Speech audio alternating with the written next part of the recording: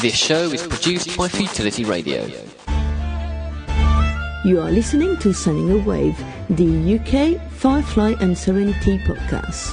Hello and welcome yet again for a November Sending a Wave. Hello, Wendy. Yes, good morning, Adele. Yes, it's great, isn't it? What lovely weather we're having this morning. It is. So, this week you had a fantastic week. You had a great interview on Thursday, didn't you? Yes, I did. It was absolutely fantastic. I've got to be honest with you. I met with JohnR.Mullaney, who is the artist behind the Serenity cutaways for QMX. And, I mean, what wonderful, wonderful pieces of art they are anyway. But it was a really fun time. Good. And you spent about 2 hours talking with him. Oh, absolutely. Absolutely. And, of course, it's all in typical Sending Away fashion, so it goes here, there and everywhere. Okay, then. Now, I thought about it, and I thought 2 hours may make a very long podcast, but then I thought that people could just choose when they want to stop it, and we're going to put it all in one go. Absolutely. I mean, the thing is, the other longest interview we've ever done is really with PJ Hartzmer and Nathan Fillion, but there was kind of like a break. There was a real separate break. I suppose it made it a lot easier to try and cut it up into 2 chunks, but with this one, John and I maybe just... not. Oh, we just talk. You just talk. You've got the perfect Sending a Wave interview in a pub, basically. Well, yeah, well, it was. Near perfect, because I wasn't there.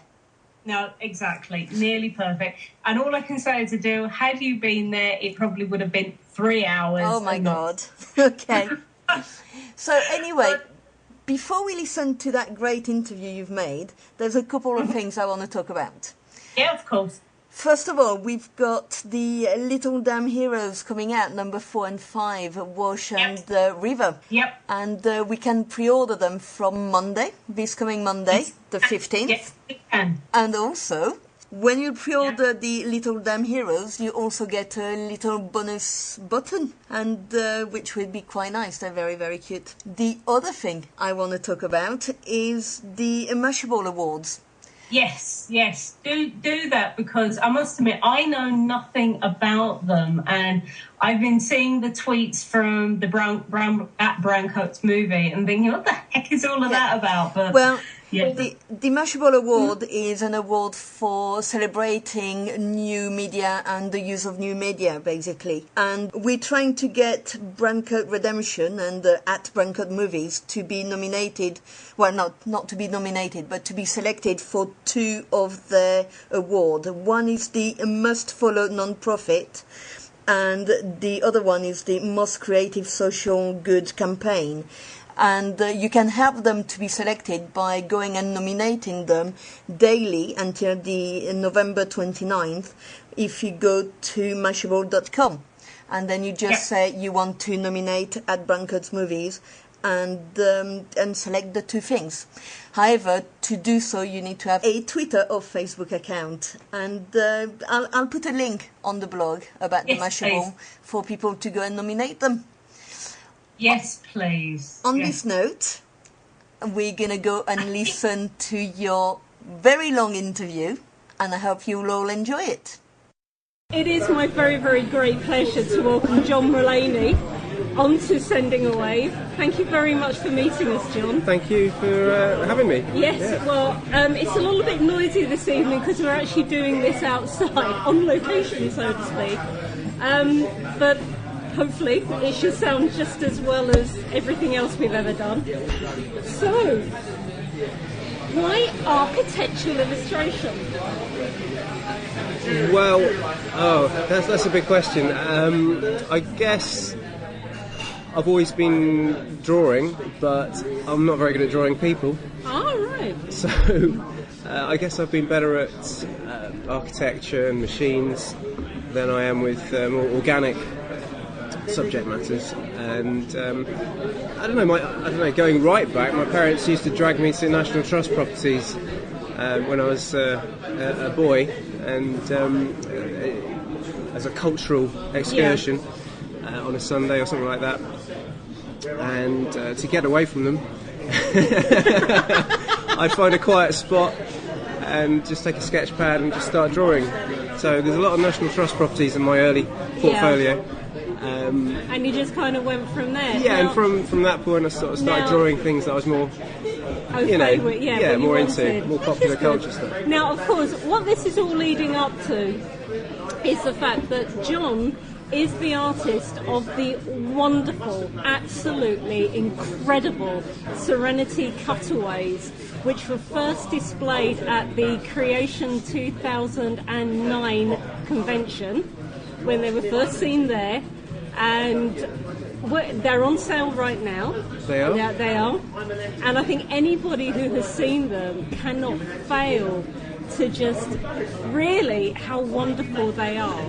Well, that's really, they are completely wonderful. That's really kind of you to say so. But I mean, I think anyone who's passionate about what they do does it because they're a fan themselves. And so if I guess my guiding sort of principle when I was producing them was, what would I like to see? Yeah.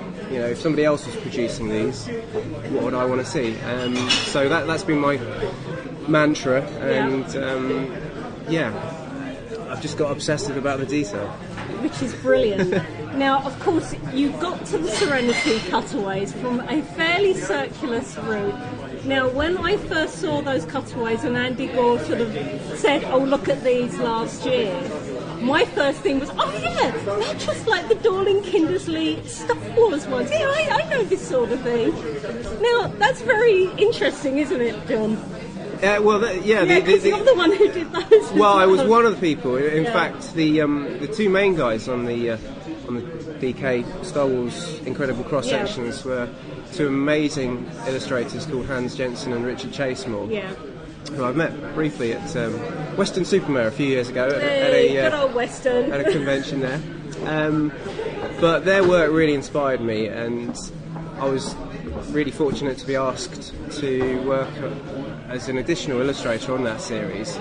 I had to submit a few audition pieces first, didn't get it straight away, but I was really determined to get that job. I mean, when you actually did those, was this prior to the film's opening? So were you actually working from a script? Did you have any production photographs or anything to give you an idea of what you were supposed to be doing? Well, the first book that I worked on was related to the original trilogy. So, I had a load of reference material that DK provided me with. I was lucky enough to have a fantastic art editor called John Kelly, who's a good friend of mine, and working with him and some of the authors like Curtis Saxton, just exchanging a lot of emails, a lot of freeze framing of old VHS. This is before I had a DVD player, or before anyone had a DVD player. So there was a lot of meticulous research that went into those artworks. Now, of course, anybody who's interested in seeing exactly what you produced in Star Wars books, they are on your website. They are, which is all the W's.thetopdraw.com. Right. That's DRAW, not the thing you pull out that you keep your socks in.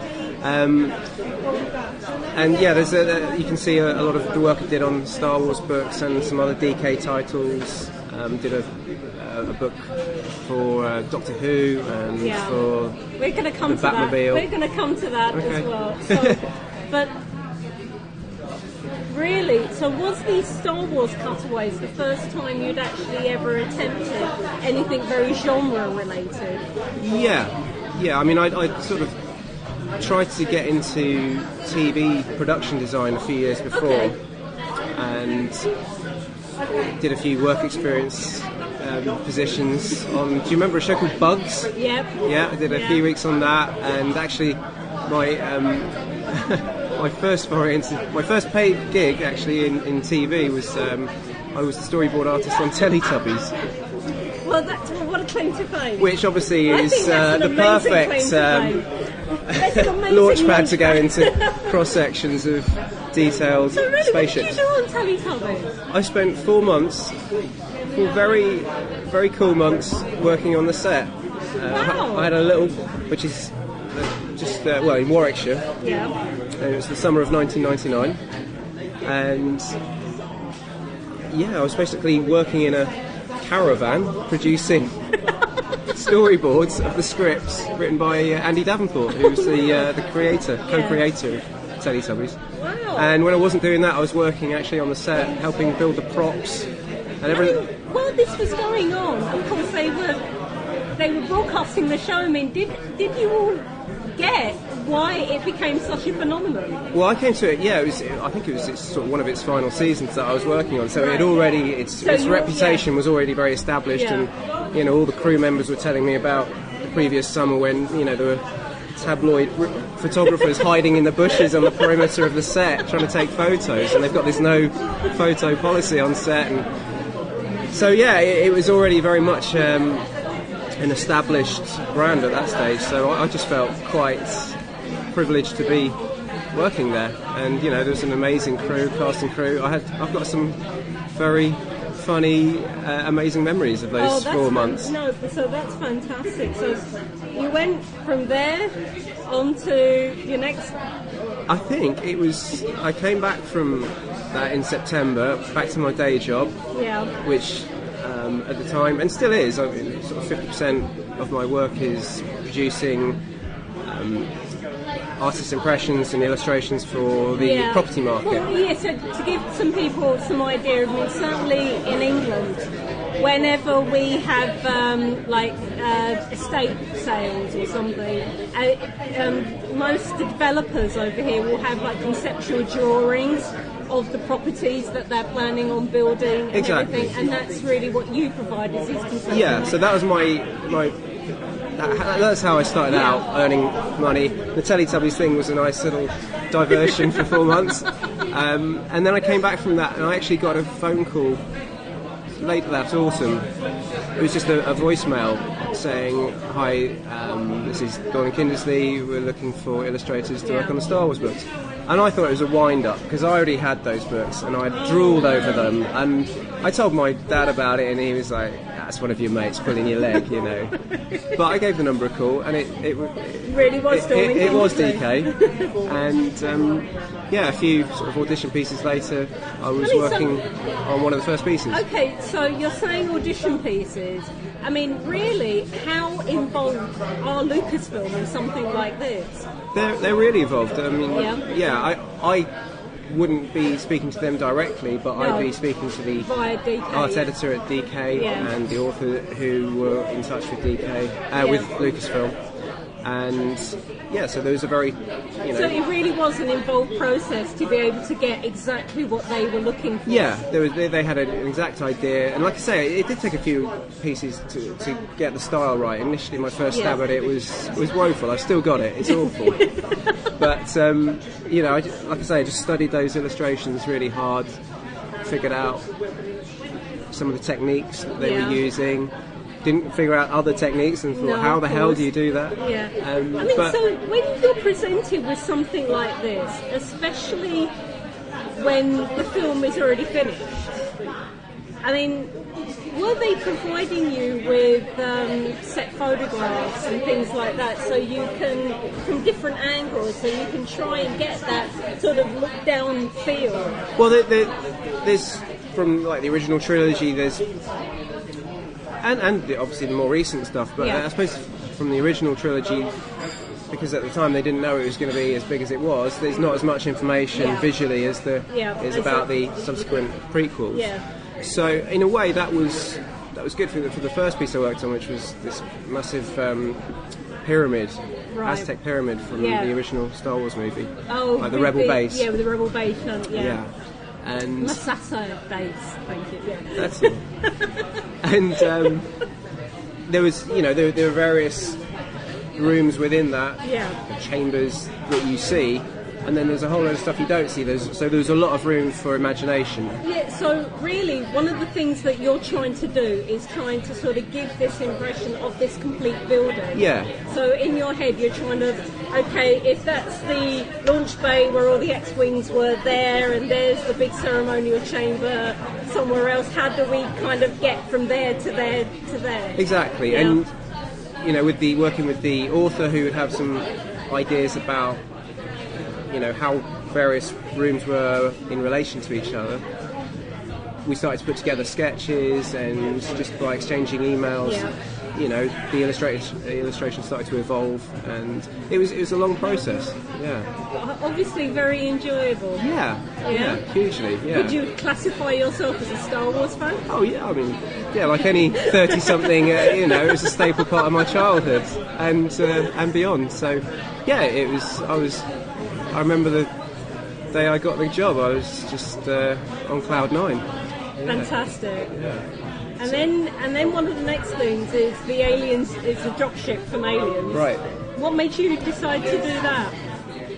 I was a huge fan of the Alien films, and particularly the first two. And from a design point of view, they just ticked all the my boxes. Yeah. And I sort of made noises to DK. I was like, are you ever going to do a book about the Alien franchise? Yeah. And on paper, I don't know. I guess it doesn't make as much sense as doing Star Wars cross section. So it wasn't something that I was going to be able to do if I was going to do a cross section of one of those ships. You seem to have just left it with the dropship. What about the Nostromo? Hell, I'd love to do all those craft. The original plan, and still is to do an entire series of every one of those beautifully designed craft. Because the Nostromo is a nice looking ship. It's a really functional utilitarian The Nostromo's ship. beautiful looking. The Sulaco. Yeah. The base like Hadley's Hope would be an amazing illustration. The APC would be the perfect companion piece to the dropship. I hope to do all of them, but at the moment, it's just with the current market, there isn't a publisher out there yet, and I hope there's somebody listening who would love to. You mean put this idea into effect? Doing these on the back, not doing these in a nice little Lisa in your studio or anything that you go back to every now and again and just. They just take so much time, and God, like everyone at the moment, I'm just trying to pay the mortgage, so it's. If I'm going to consider doing something like that, then I need to know that there's a real outlet for it. So, but yeah, with the dropship, I did that completely as a speculative piece. Yeah. As you say, I didn't have any I must admit, definite idea that I'd be able to sell it. I do like the way you presented it on your website, because it kind of really is like blueprints, the way with the Weyland-Yutani and everything like that. I just think that's wonderful. Well, the company that put it out, put together the spread, which was kind of different from the spread that the sort of spreads that DK had used. Yeah. So it wasn't on a white background. It was very much, as you say, incorporated into a sort of archived sort of military feel. And so that's how that came to be. But when I first produced it, I didn't know that I was going to be able to put it out there. Yeah. It was very much as a sort of statement of intent. Yeah, because it's kind of very much like a companion piece to one of the DVDs or something, isn't it? The dropship? From one of the extras? To No. Isn't it maybe I've read it wrong on your website. I mean, wasn't it included as part of the DVDs or something? No, but I'd love it to be. Oh, no, sorry. It must have been me. I was just sitting there looking at this during my lunch break, so obviously I misunderstood that. I mean, so again, is that something that's available on your website? It is, yeah. There's a limited edition of 25 prints of that. Brilliant. The original limited edition sold out, so wow. You can only get that now through my website. That is fantastic. I mean, again, that must be really gratifying for you to know that there are other people out there who really like this. Yeah, no, there's a lot of people into that franchise, and like I say, I'd just love to do it on a bigger scale. That's the dream with that one. Well, I don't know. Let's hope there is. Yeah, no, absolutely. Seriously. What age did you start doing these particular sort of cutaways? I mean, were you there as a young lad taking a submarine and suddenly... Yeah, I was always really into anything that exposed the sort of inner workings of the machine. That always really excited me as a boy, and I think it's... if you enjoy doing something as a kid, I think it's really healthy to take it, within reason, to take it into adult life. I hate to say this, but I think he's a bit late for that now. Well, not everything. Well, But let's bring this completely up to date. Back with the Serenity cutaways. Who approached whom? How did all of this get started for you? How did you get roped in to the amoeba like QMX? Well, I guess the family of QMX. Yeah. Well, I guess there are two sort of strands that came together. One was my own discovery of Firefly, which I sort of, my friend Pat's gave me a copy of the box set 5 years ago. Right. And I just fell in love with it instantly, like pretty much everybody does who picks it up. Yeah. And at the same time, so I think, at that stage I'd done the drop ship, or I was working on it, and that came to the attention of a guy called Willie Goldman, who's actually one of the producers of the quadrilogy box set, and I think also now the most recent Blu-ray release. Yeah. And I haven't met him, but he's a fantastic guy. He knows a lot of people, and he realised that I'd sort of discussed Serenity with him, and he said, well, you should talk to Andy Gore at QMX. Yeah. And so Andy and I got emailing, and initially I've just produced a non-cutaway of Firefly. That's also on your website as well. Yeah. Which they released as a limited edition in I think a couple of years ago. Because I have to admit, when I was in LA in 2008, when I first, Andy and I met up, he gave me a couple of those, and I was looking on the website, and I have to admit, I've sort of given them as part of raffle prizes for Can't Stop Serenity and everything, and I was sitting there looking, I think, it looks really, really familiar. I'm sure I've had those. But again, it is a beautiful piece of artwork. Thank you. No, with that piece, I was just really keen to show that beautiful ship in a really dynamic pose, and I didn't want to do any cutaway. I just wanted a straight, view with a little bit of detail. There's a sort of inkling of what was to come. With you can see into the cockpit. So I included washes, dinosaurs, and palm tree, and that was the sort of template really. I set up the again, cutaways. You hit on the right word with dynamic, because there's. Trying to think, in the TV series there's a couple of times when you see it going off into full burn and everything. And then at the end of Serenity, the wonderful ending, which is when you realise, in fact, this is what this whole 2 hours has been about, is in celebration of this wonderful ship. Absolutely. And it is. You don't really get a sense of it ever going anywhere, unfortunately. But that picture, you just kind of... I had this image of this ears down, ears go back at full pelt, and I think it's just wonderful. Thank you. No, I really enjoyed doing that one. So you're saying that your friend got you into Firefly by buying you the box set. She did. Had you actually seen Serenity at that point? No, and so that was 2005. The film came out 2006. 2005. 2005, wasn't it? Sorry, So that's right. So I saw the TV series a few months before the film came out. Excellent. Yeah. No, I'm trying to work out the time frame here. I'm getting myself confused. But actually, in the summer of 2005, or late summer, I went out to DragonCon. I was invited out there as a guest, and I was so annoyed because there was an advanced preview screening of the film. Yeah. And I could have gone to it, but I wasn't told about it, so I missed it. But anyway, it doesn't matter. I saw it pretty much when I got home, because it came out a few weeks later, didn't it? Yeah. And I was just as thrilled by that as I was by the show. Good. No, I'm pleased to hear that. I must admit, I only saw Firefly, a few months before Serenity opened. Yeah, I think I finally saw Firefly in May of 2005. So, right. I'd had friends who'd gone to preview screenings at the beginning of the year and things like that. So it's just sort of, what is this thing? Okay, whatever. Look, episode 3, alright. Yeah, I just can't think of anything else. It's just all Revenge of the Sith, I'm sorry.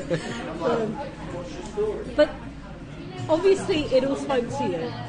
Yeah. On what level? I mean, to me, when I first saw Firefly, it was like Star Wars' first cousin. I mean, I didn't really get it didn't click with me until we got to Eavesdown Docks, and I'm thinking, oh my god, this is Mos Eisley. I know this place, I've been here. Okay, this is fine now. Yeah, I'm there. I mean, what about you? Yeah, in terms of the film? Yeah. Well, in the film, TV series.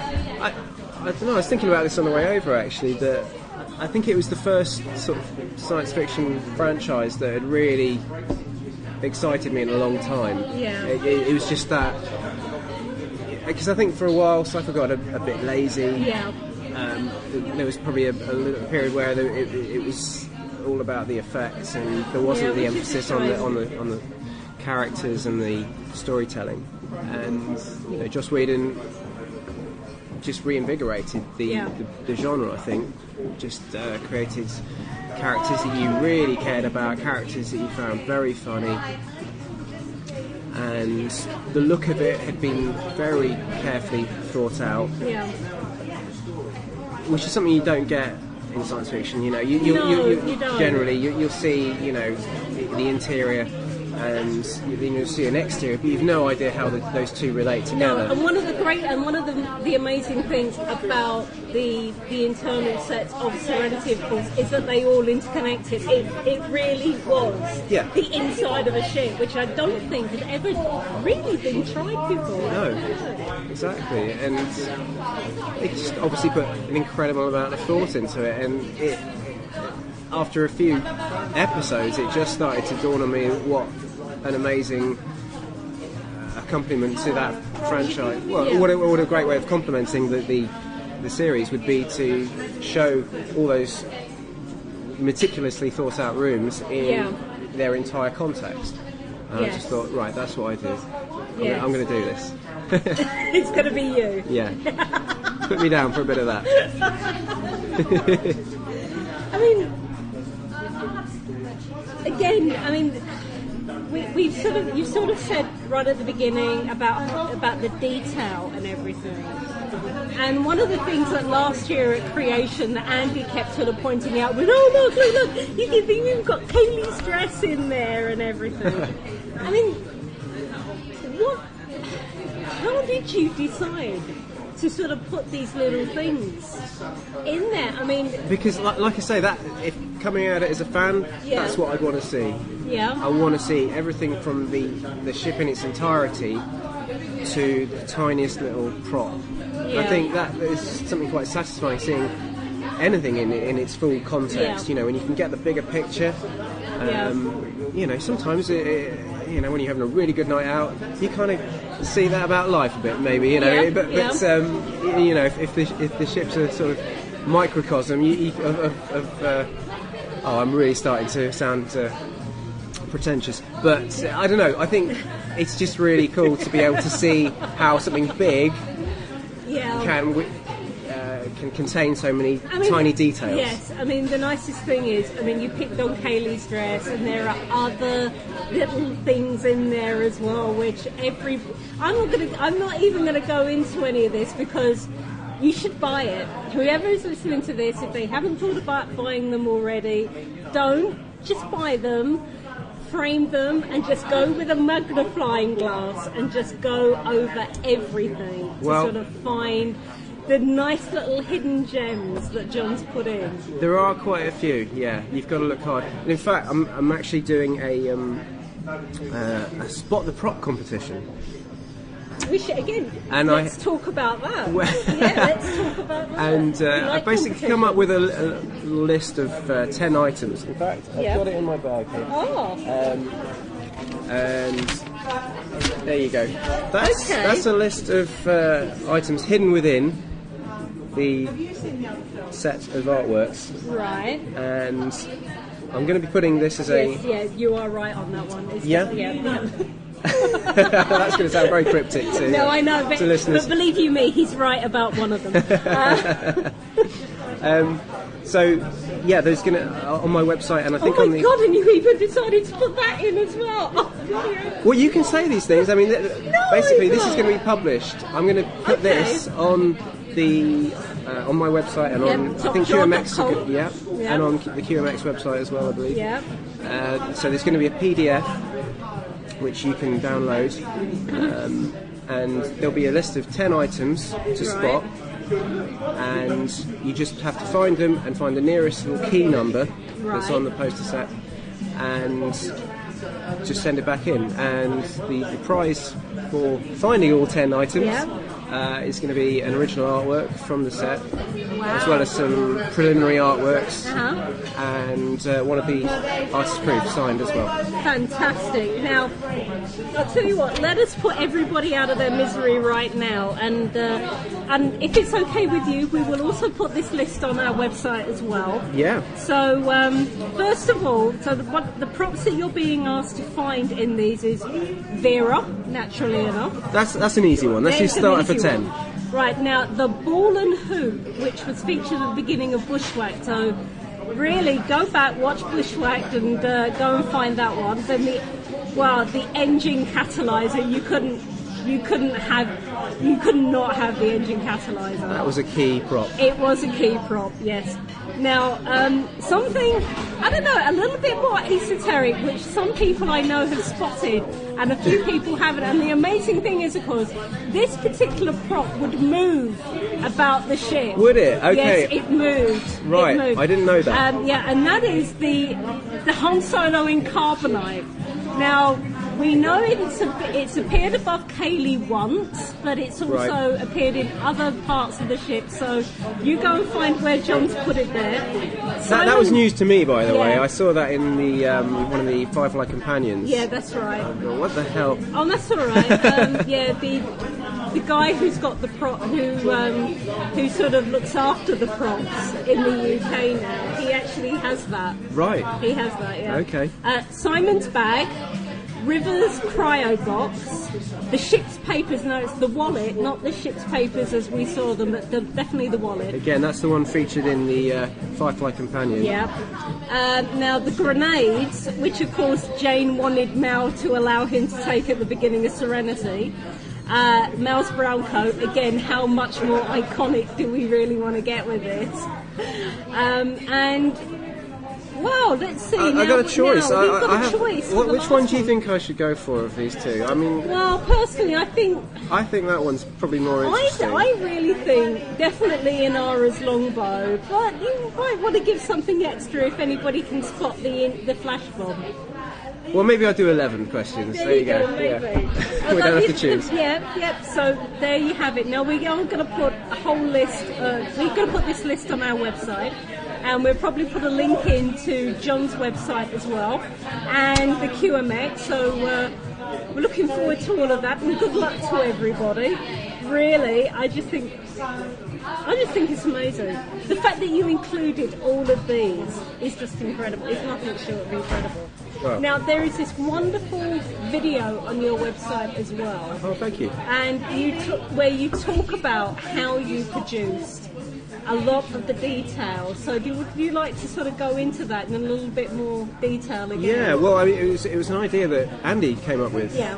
And Ben Mund done something similar for the Atlas of the Verse. Our lovely Ben Mund. So lovely he is Ben a fantastic Mund. man. Again, I've never met him. I've met Andy, which was fantastic. But Ben, I've got that pleasure to look forward to. But both of them suggested... But his youngest daughter thinks he's a geek. Great. Well, my son's probably going to grow up and realise that about me.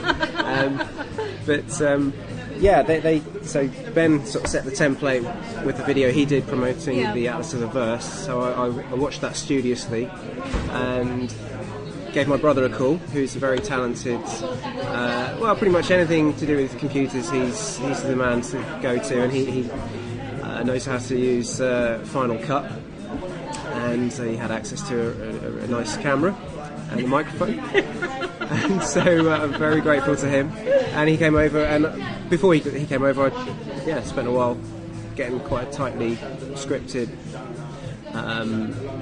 script. Yeah, but it was. I mean, it's a lovely how you got behind. I mean, how you did it. You know, because one of the things that you did, you put everything onto Photoshop. Yep. And then that enabled you to sort of magnify the detail a lot more. Yeah, that was towards the end of the process. Oh, yeah. So, I mean... well, first of all, starting from the beginning, you were able to obtain the original wireframes. Yeah. Yeah. The original computer models... Yeah, the wireframes, the Universal film were at my disposal. So, it's funny, I mean, when I started out doing these type of illustrations, I had no computer ability... And I still don't really, but I wasn't even attempting to use the computer, and I couldn't have done these without the computer. Basically, used the CG model to help me with the perspective and the setup. And then once I got to that stage, you can start working in pencil because you start modelling everything. As an artist, did you notice the slight differences between the TV Serenity and the film Serenity? And even within the episodes of the series, there's a lot of incongruities. Yeah. There's a lot of things that changed out of the series, and I kind of related to that because as I worked on this project, there was I changed my approach, and there were things that you do differently at the end of the process to how you did at the beginning. So that made entire sense. But so there was a lot of discrepancy between the two, and it was a little bit of a job reconciling the two. But as I say in the film, generally I treated the film as the sort of most canon of reference points, and then if there was something... fair enough, because you're going to get more mixed up than ever if you don't sit there and have a central point. But then there are rooms which you don't see in the film, which you do see in the TV series, so obviously at that point you use the series. So the eventual artworks are an amalgamation of those two designs, but essentially it's the same shit. But anyone who's spent time obsessing over the finer details as I have will know that there are those little discrepancies. But that was all part of the fun. Yeah. And then of course you kind of went on from the CGI wireframes into, of course, the more finished shit. And then you were able to harness the Jeffrey Mandel and this Brains Trust. I mean, how did you find working with the Brains Trust? Those guys, I couldn't have done it without them. Yeah. Because I think when you do anything like this, where there's a massive cult following, you know that if you get something wrong, they're going to come down on you like a ton of bricks. So it was really nice to know that those guys had my back, and if I'd drawn something wrong or put something in that shouldn't be there, they were going to point it out. And invariably, the biggest contribution was suggestions for things that I hadn't thought of.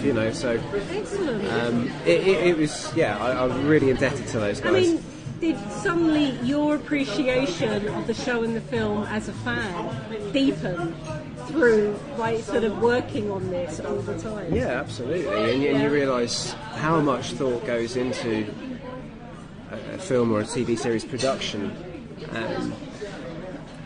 Because you just get production costs. I mean, the production. When I'm saying the production costs, the production standards were enormously high. Yeah, and it does show. It does. It's all up there on screen. Yeah.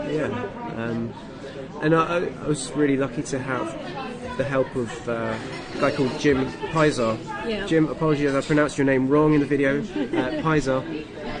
And Jim's a Boeing engineer, and he was especially useful because he was giving me really great feedback on the more the elements of Serenity that were aviation based. I mean, because the thing is that it suddenly just struck me, of course, you were producing these very much at the same time that QMX was producing their replica.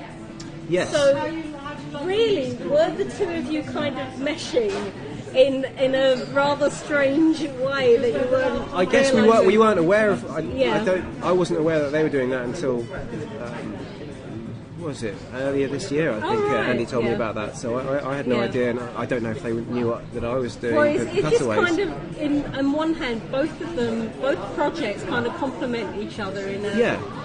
Yeah. I guess the poster set is the more affordable of the two, but I would love to own one of those. It would. Unfortunately, I mean, I would love one, but it's completely wasted on me. I have to admit, it is completely wasted on me. I think it's fantastic though, because one of the things when I met Andy that we talked about was that one of the sad things about the way that the special effects industry has gone is the loss of model work. Yeah, it's no models anymore. And it's incredible what you can do with a computer, but it was so good to see. Did you see that film Moon? It was so good to see a film that used models again. There's just something tangible about a model on screen. Organic. It gives it that really kind of human, organic element. You're not looking at something completely artificial. Exactly, and I think you can't trick. You can do amazing things on a computer, but you can't trick the eye into thinking that it's looking at something that isn't a model. I think you can tell. I must admit, what was it I was watching? I was watching one of the James Bond films on TV within the last month or so, and I can't remember which one it was. But of course, whole sequence by Derek Meadows, and we're just thinking, my God, how fantastic was this? Really? Yeah. Really, how amazing was this? And you're right, it suddenly becomes slightly heartless, lifeless. You know, a CGI model, they can dirty it down, but it still doesn't look... Doesn't quite have the same weight. No, it doesn't. So, and of course, one of the sad things about that shift from model to CGI work is there's this whole skill base that's gone to waste. And so one of the great things about the replica is it's, providing... It's keeping a skill as a going skill. Life. Yeah, it's giving it a life, So, nice one, QMX. No, it's really, you're absolutely right. And again, one of the things that is so fantastic about what QMX is doing, including what you've produced for them, is the fact that we are now starting to see this merchandise. I mean, people are realising they can actually, they don't have to have Star Wars or Doctor Who levels or anything like that to make the merchandise work. It can work on these really high quality, relatively small run artifacts, for want of a better word. Absolutely. Yeah. I do really enjoy sort of looking at stuff like this. As I said, unfortunately, I'm kind of past the age where it's nice, but do I really need it? Do I genuinely need it? I mean, unfortunately. Well, my friend Simon has filled his entire flat with stuff like that, so there's always going to be people who will, and I think that's a great thing. And I think it's fantastic. It is fantastic. Talking about Doctor Who, of course, you've done some cutaways on our favourite Time Lord. Yeah, I just did the one. It was the Dalek flagship. The Dalek flagship. Which again, that's on your website. Yeah. And that does look really, really fantastic. Yeah, it was really cool to work on that one. Again, it was, I think originally, if the budget was there to do more, I think the original plan was to do. Would you like to do a TARDIS? Well, they did in the book in which that appeared. They did a TARDIS, which they did very well. I mean, it was done differently to the technique that I use. So it was a CGI TARDIS. Oh, that's a bit of a shame. But, I mean, in a way I was kind of relieved because I thought, well, a TARDIS is actually the one spacecraft that defies the cutaway treatment. You can't do it. No, you and can't. they did it in a very intelligent way, I thought. Yeah. And it looked cool. And the likeness of David Tennant was much better than the one that I would have been. I wouldn't have been able to achieve. Yeah. So how did you get involved in doing for DC for the Batmobile? Again, that was DK. Yeah. And they gave me a call. Commissioner Gordon gave me a call. And you had the bat sign in the sky. Yeah. And they sent me a whole load of reference from the graphic novels. Yeah. And that was a really, really fun piece of work so they on. really tried to keep it more to the graphic novels. And it wasn't. They were very clear about that it wasn't the films. And I think at that stage, I think Batman Begins had come out, which actually is one of my favourite films. But this was about the graphic novels, and in fact, I've just a couple of weekends ago finally got it mounted and put up in my house, because that's one of the pieces of work I'm most proud of. Yeah, it's just full of details, most of which were conceived within the comic books, but there are a few little things that I invented that I put in there as well. The bat sub.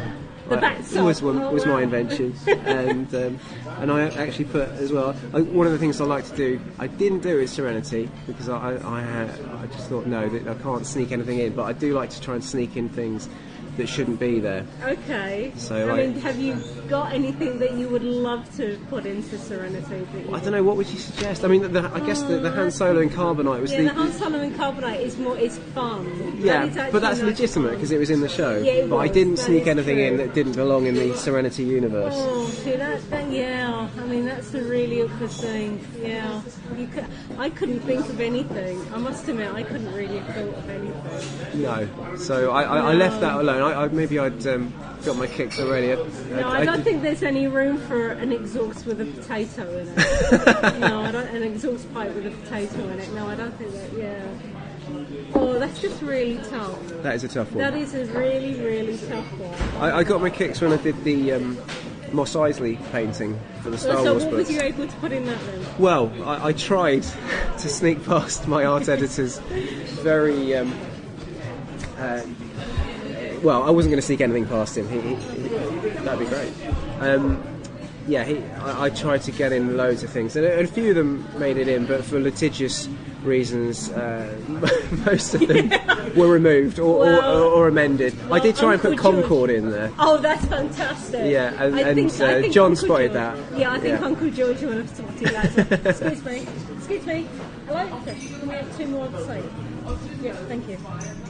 I think Uncle George would have spotted that, unfortunately. Yeah, so that didn't make it in, but it's on the original, which is... Do you have that framed as well? I do, yeah. I'm sounding like a complete narcissist, aren't I? But not really. You to be honest with you, you produce some amazing pieces of work. Why shouldn't you take as much pride and joy in them as any of us looking at Absolutely. No, so that one sits on the landing, and whenever we have friends staying over, they can...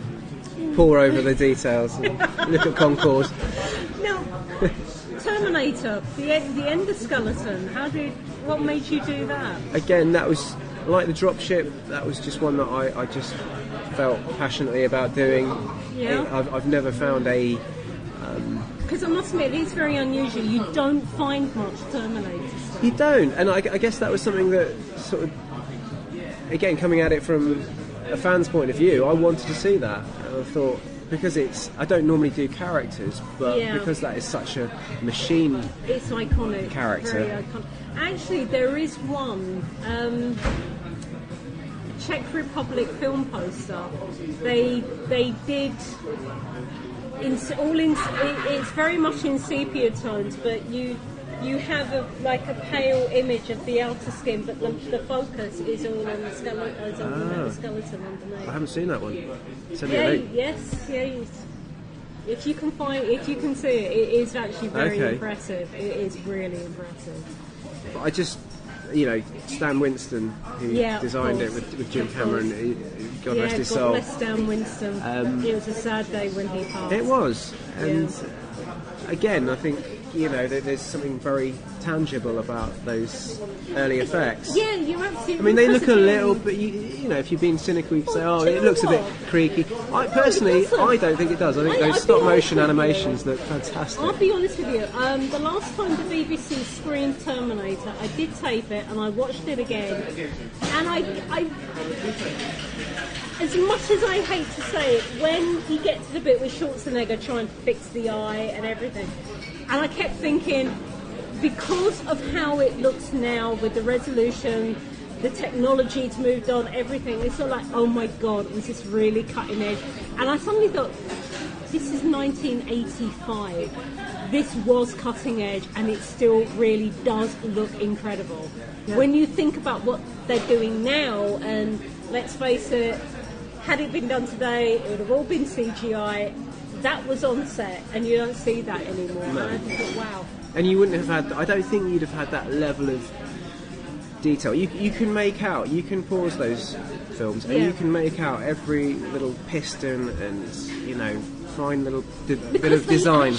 Because they built them. Thing. Exactly. And they, you can look at those the prosthetic based sequences, and clearly you can see the holes, but those end stop motion sequences where they're using models, it's incredible. It is incredible, and there's just a weight to them that I think. I mean, I take it in a way slightly even further. I mean, I remember the year when Nightmare Before Christmas was nominated Best Animation, and how for the Oscars that year, and how heartbroken I was that it never won. And I just could not believe that anybody voting as part of the animation arm could have voted the CGI over stop motion. I just couldn't. I still can't get it. What was the film that beat it? I can't remember. I'm sure I can't remember if it was episode 1 or if it was something else that year. Yeah. It must have been something else that year, but it wasn't Nightmare Before Christmas, and it really broke my heart. It broke my heart for Hollywood. But I guess since then, it's a very different scene, though, isn't it? Because, I mean, a company like Aardman has shown how relevant stop motion still is. Well, yeah, it does. And the fact is, it's amazing. Whenever, of course, he put in a Wallace and Gromit, whenever they entered a Wallace and Gromit, it always won. But it always won in the short film category rather than anything else. But it is relevant. And, I mean, there is that. I mean, I love watching you can see the thumbprints every now and again, and it is. This is crafted with love, and I think we've lost that. Absolutely. I've got to tell you a funny story, just as a tangent. Oh, please, just go for it. Back in mid-90s, me and my friend Matt Slade from the Tribe. Okay. We went to a Metallica gig, and I as you can tell, I'm really not, somebody who spends much time thinking about their clothes. And it was halfway through the gig that I got quite hot. I've definitely got to peel off a layer here. Yeah. And to my complete dismay and huge embarrassment, realised that amid a Metallica gig full of people wearing black, leather studded, black t-shirts, the Metallica look. I was wearing a Wallace and Gromit t-shirt. There's nothing wrong with that. I mean, there's nothing wrong with that. So says somebody who's wearing a Her Universe Star Wars t-shirt right now. That's fine. But a Wallace and Gromit t-shirt saying cracking toast Gromit in the middle of Enter Sandman. It's ironic. That's not rock and roll. No. But it is. Yeah. Actually, it is. Or is it? Yes, Discuss. it is. No, it is rock and roll. Don't be ridiculous. Of course it's rock and roll. I mean, I tell you what, I was going bananas over... God, I found the hotties, the wheat-filled bags that you can put in the microwave and act as water bottles. They do clangers ones now. I was going bananas in the office at lunchtime with clangers. Oh, wow. Well, there you go. Cheers. Yes. Excuse me. So seriously, as far as I'm concerned, there is nothing wrong with wearing a Wallace. Well, in hindsight, I'm quite proud of that story. Yeah, but and you at the should time, be. I went quite a deep shade of red. Nothing happened. You know, the line that kind of comes to mind right now is, any man walking down the street with a t-shirt like that, he's not afraid of anything. Oh, he's just an idiot. Yeah. Who hasn't given a second thought to what he's wearing. Oh, God. Oh, my God. Now, Terminator, Doctor Who, Batmobile, Serenity, Aliens Dropship. Yeah, there's a Episode theme emerging, 1. isn't there? It's not the only thing that you've done. Wall-E as well. Oh, yeah. Yeah, so, I mean, again, everything, also genre that you've done, I mean, obviously Words Got Round. I mean, does one automatically go into the other, do you think? Well, I mean, it's always gratifying when somebody, you know, an email comes in and it's, you know, so-and-so's recommended you, or I saw your work on, you know, the Star Wars, whatever, and, you know, would you like to be involved with that, with, you know, this particular project? And, yeah, I forget the contact name, but Jay Schuster, who was at Lucasfilm, who I've never met, I've never spoken to. I don't think we ever emailed up until that point. But he'd seen my work and recommended me to the people who were putting together the Blu-ray for Wall-E, and they needed a cutaway of the Axiom.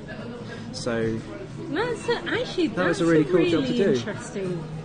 God, that is really interesting. I must admit. And I still, to this day, I still have yet to see the actual Blu-ray because I don't have a Blu-ray player. So, my God. But yeah, it was a lovely sequence that they put together. You know, they sent me the animation, which was basically a sort of 360, well, kind of a voyage around the Axiom, which then finished on an overall view of the ship. And I think the menu selection was down to which cutaway you selected. Yeah. I mean, seeing Wall-E, I mean, you kind of always realise it was a big ship and everything. You never really got a sense of scale or what was there. Yeah, again, I mean, that was a fantastic film. But that must have been nice for you to show your son. Well, he's 9 months maybe it's tomorrow, a bit early. so. Okay. A bit early. But when he comes of age, I'm going to bore him to tears with look what Daddy did. And don't forget, it has to be, well, now there's the big question. How do you show him the Star Wars films? Do you do it in order? That is a very good question. What do you think? You see... Because I showed my... You see, this is... I mean, it is a problem, and it's something somebody said to me many, many years ago. When we got to Revenge of the Sith, it's just... Nobody ever again will have that, oh my God, at the end of Empire. Will never... Because they're no. But that's... I mean, my wife hadn't seen them, any Star Wars films, until so how did about you 4 do years it? ago, and I did the original trilogy. Okay, fair enough. Yeah, and I said, look, if you're interested, there are these prequels. Yeah. But I don't think we got to that. It is a real no, I must admit it's a difficult one. I'm kind of lucky, I suppose. I've never been in that position. I really don't know what I just don't know what I would do. I think I probably would do 4 to 6 and then 1 to 3. I think you yeah. I don't think you can't really. Did you ever see Eddie Izzard talking about that? No, I haven't. No. George Lucas reinventing mathematics. How do we count to 6? 4, 5, 6, 1, 2, 3. Yes. He's effing with us. It's true. I've kind of long realised that so much was Lucas having, with all due respect to him, was having a bath one night and eureka! I haven't kind of thought that over yet. There's a film that I haven't heard hiding or hear about that I believe he's making called The Red Tails. Yes, it's in production. It is in production, isn't it? Production, Do we know if it's coming out? Because I mean, it's been in production for a long time, though. Oh, it's one of those. It's one of those titles that he's had bandied around forever, like Radioland Murders. which actually did get made, and I've seen it, and I didn't think it was too bad. But of course, it's not Star Wars, and so people mostly, it kind of got released very much under the radar. But Sky show it every now and again, not for years, but they have shown it. Right. But Red Tails, I believe, is about the Tuskegee Airmen. Yeah, the Mustang pilots. Yeah. And the last time I know it's in production, but I've not really known anything with about it. McCallum producing. So Yeah. I don't know. I think that could work. It's a great story. I mean, it's a it's fantastic story, and again, this is one of the things that I will defend Lucas to the absolute hill over. And yes, everybody, I know he cannot write. I know he admits as much. Please don't go down that road. He knows he can't write. Let's not have that argument. But I love the Young Indiana Jones Chronicles. Absolutely adored them. Yeah, they were fun. Yeah. And one of the things that, I mean, I don't own any of them on DVD. I refuse to buy the DVDs because they never released them how I wanted them, which was in broadcast order in each episode, complete with the wraparound, everything, and they never did that. They just did that as the joined up TV movies. They released them on video, and that just literally broke my heart. So I just stick to my long play VHS copies. Stick with what you know. Because they have everything that I wanted in there. Yeah. And if anybody from Lucasfilm listens to this, please, for fuck's sake, will you just release them as they should have been? Come on, guys, put Wendy out of her misery. Please. I mean, did you ever see them? I saw one or two of them. Yeah, I think. Yeah. I mean, so again. They were fun. I mean, getting back to Red Tails. I mean, it's in. I mean, that kind of historical data is in very good hands, I think. Well, I think it, especially lately, we've had, you know, we're the anniversary of the Battle of Britain. Yeah. It just strikes me that it's been a long time since anyone's attempted to do anything like that. A movie like that. I think the last one that did it really well. I've got a real soft spot for Memphis Belle. Yeah, that was a great film. Yeah. Okay, there was Yanks and there was Hanover Street, but we don't talk about that. We'll gloss over. But yeah, I think with the advances that have been made in technology and storytelling, the production narrative, if somebody could, you know, bring the sort of the narrative storytelling, the class of storytelling, that something like you know. Inception, look, Batman Begins. Exactly. I mean, you know, the one thing somebody could take that format and apply it to the World War II dogfight genre. That'd be brilliant. It's going to be fantastic. And if Lucas can pull it off with Red Tails, and if he can apply the right writers and the technology is applied in the right way, I think that could be an amazing film. One of the things that I love about Lucas and what he's done is that he has an eye for talent. He's not, you know, he nurtures that kind of talent, and I really have no doubt that the right people will be doing it. I mean, the things that they were doing in the Young Indiana Jones Chronicles with the First World War, which I can't think of any series, any TV series that really chronicled some of the horrors. I mean, bearing in mind, of course, this is Armistice Day as well. Really, some of the attention that they applied to this was nothing short of phenomenal. I mean, I never knew that they had flamethrowers in the First World War. I never realised. You don't think of that. I don't, and that technology being available then. Exactly, and that whole sequence when you have Sean Patrick Flannery and the guy who played Remy overlooking the trenches at the, and I think it's the Somme episode, and they've got the mustard gas and they're wearing the face masks and everything, and suddenly through this smoke you've got this flash of orange just coming. It must have been terrifying. Yeah. For somebody who is like, I know that a lot of my family, some of my family members did fight in the First World War, but never knowing that they had that kind of technology at that point, and almost experiencing what it must have been like for these men, seeing this, it's terrifying. It's unthinkable, isn't it? It is. Yeah. Right, I mean, I firmly believe, I think that once he gets it going, or once it comes out, I think Red Tails could be really, really quite interesting. Yeah, and I think it's quite a relevant story to tell, you know. I think it's one of those triumphs of... Absolutely. Right over wrong, if you want to break it down that simply. I mean, it's kind of glory all over again. I mean, really, how many possibly outside of the American Civil War scholars really actually did know that there was a regiment of coloured fighters in the First World War in the Union Army? Because I certainly didn't. No, that never got shot down. Exactly, it's amazing. That's really inspiring. So yeah, come on, George, do it good, and please.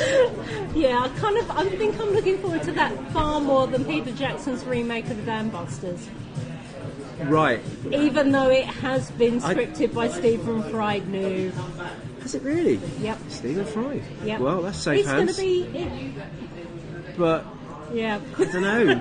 You know, I thought Terminator Salvation was going to be amazing. But your preconceptions are never quite. My problem with Terminator Salvation, I have to admit, is Sam Worthington's accent. Yeah, definitely. But I had that kind of problem with Avatar as well. Yes, every now and again he just slips back to the native tongue, doesn't he? I mean, are you kidding? I went to the preview of Salvation, and at one point I had to ask somebody, was this guy South African? I will swear to you, I thought he was South African. Yeah, it was one of a few things that wasn't quite right. And with all due respect to Mr. Worthington, of course you listen to this podcast. But when I found out that his next film he'd be doing a deep South accent, I just no. No way. What did you think of Terminator Salvation? Terminator Salvation, you know what, as it goes, it was fine. As far as I was concerned, really the story's been told. I enjoyed, in that kind of respect, I also enjoyed the Sarah Connor Chronicles, but it kind of got a bit chase of the week, and when we had things like Cameron doing ballet, it was sort of like, well, yeah, but no, but... That's not what Jim would have written. It's not what Jim would have wanted.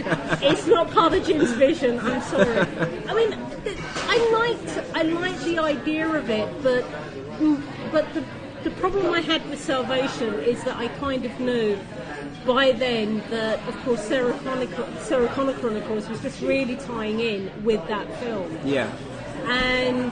And I don't think it needed it.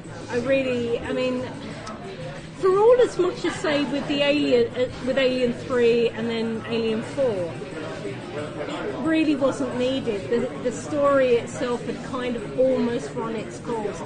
There were great elements in each film, but none of them, I think, really kind of matched up the first two. Yeah. But everything kind of complements each other in a very, very strange way, but it's just not needed. Well, it was funny because the third Terminator, which I mostly liked, there were some sequences that were just wrong. Yeah. But Arnie beating up a car bonnet, not a highlight. Wow. But and they took it too far with the sense of humour in places. Yeah. But that, ironically, that was the thing that they didn't have any of in the fourth one. That's right. And I just thought, man, if I was a survivor of the Holocaust, I think I'd be up for just going with the machines over having Sam Worthington barking at me down an intercom. It was just so humorless, and even especially in that strange. Yeah, but that was the thing that I think they missed was in that Jim Cameron got so right in the first two was that Mostly it was a drama, but there were little moments of light relief, and there was no light relief. But you see, I'm a huge big Jim Cameron fan. I love Jim Cameron. I really, I mean, I'm going to state this on air. I don't give a shit. If I was still able, I would have Jim Cameron's babies. It's as simple as that. You know, I really do. I just think as a filmmaker, he is utterly amazing. And it's not just as a filmmaker, he's sickeningly talented. I mean, have you seen his illustrations? I know. And, I mean, God, if you Not to mention any other ability within the film industry, he can do everyone's job, can't he? Ever get hold of a copy of the Cinefex for The Abyss, I mean, most of it, of course, was going way over my head, but then they started about the technology. And when we now see these deep sea documentaries, and we've got the 4 faceplates and everybody can talk underwater. That was Jim Cameron and his brother. They designed all of that because of The Abyss. Yeah. And then, of course, you had the breathing gel, which was actually developed by I think it's the US Marines or the US Navy. It really exists. And the only reason why, and sorry, it is the actual pink stuff they used in the film. Yeah. And if they had actually found an insurance company willing to insure Ed Harris to breathe it, they would have done it. So they actually had it at the time? They had it at the time. The real McCoy existed? The real McCoy actually But they existed. simulated it in the film? Yes, because they couldn't find an insurance company willing to insure Ed Harris to do it. Insurance. Had Ed Harris actually agreed to do it. Wow, But, I didn't know that. Oh no, have you seen The Abyss? Yeah. Well, the most horrible bit when you have the crab coming out of the submariner's mouth. Right. That's actually Jim Cameron's brother. Is it? Yeah. Good trivia. Oh, I tell you, I would hate to have a brother. Let's get away from that. Let's get away from that image. But the things that man has done, I mean, I am in complete awe. I mean, luckily, I know people who have worked with him, and they've all said back to me that yes, he is a very hard taskmaster, yes, he is very demanding, but they all adore him because he knows his own mind, he has that vision, he does not ask anybody to do anything less than he himself is prepared to put in. Absolutely. And I just love it, and I can understand why, you know, people like Arnold Schwarzenegger really enjoyed working with him, and that talent. And he has this amazing ability to put these very human, personal stories on these huge, big canvases. I mean, when you break it down, you know, The Abyss is just, it's the story of a disintegrating marriage coming back together again. And, you know, True Lies, it's just a couple who have got bored with one another.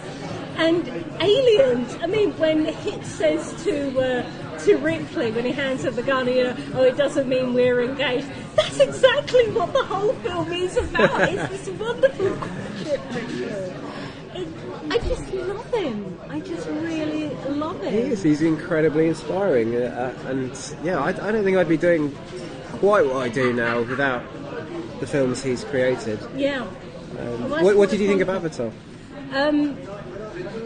Okay, I've got to be honest with you. Ewoks. I kind of thought Ewoks. Smurfahontas. Oh yeah, pretty much like that. But at the same time, when we're talking about the subtext,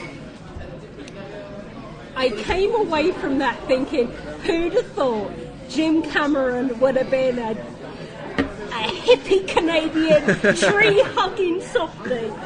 Who would have thought? But he was saying some incredible things about how he views this planet. Yeah, no, the ecological message is very sound, isn't it? Yeah. Absolutely. And it was presented in a way that I think made people think, basically, what the fuck? But, you know, when he's having Do you know what? And I can't even remember how to pronounce the bloody names now. The Pandora natives. I can't. The Naveen. Naveen, thank you. But when he has them connecting into the planet, Yeah. you know, we are connected. Each and every one of us. It's just we have got, you know, human beings have got so far up their own fucking arse. We've lost that. Yeah. I mean, in a way, you've only got to sit. There's a BBC One reality show at the moment about the high street through the ages, and one of the things there is a butcher. And of course, in the turn of the century, from Victorian times up to the turn of the century, they would hang the produce outside. And suddenly people go, oh, bunny rabbits, oh, I don't think I could eat, oh. We have become very disconnected from where our food comes from. And I think that's a real shame. Well, don't get me started. That's a whole conversation. No, let's go for it. I'm sorry, we have time, there is batteries, let's go for it. Well, I don't know, I think one of my... If Jim Cameron's one hero, one of my other heroes is Jamie Oliver. Yeah. And I think, the things he's tried to do, one of the things he's tried to do is to try and get people reconnected with where their food comes from. Fernie Whittlesell, that's yeah. the one, yep.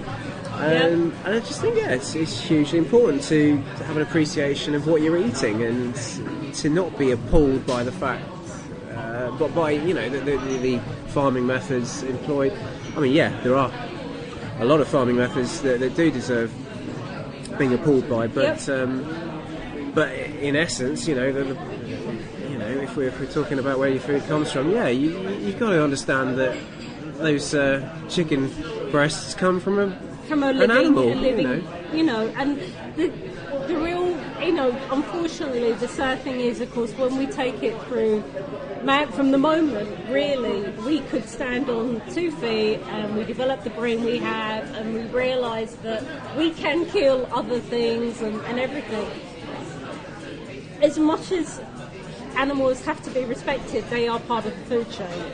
And, I have every respect for the vegetarians and the vegans who have decided to eschew meat and everything like that, but we are omnivores and our bodies have been designed to eat meat as well as sort of root vegetables and everything like that.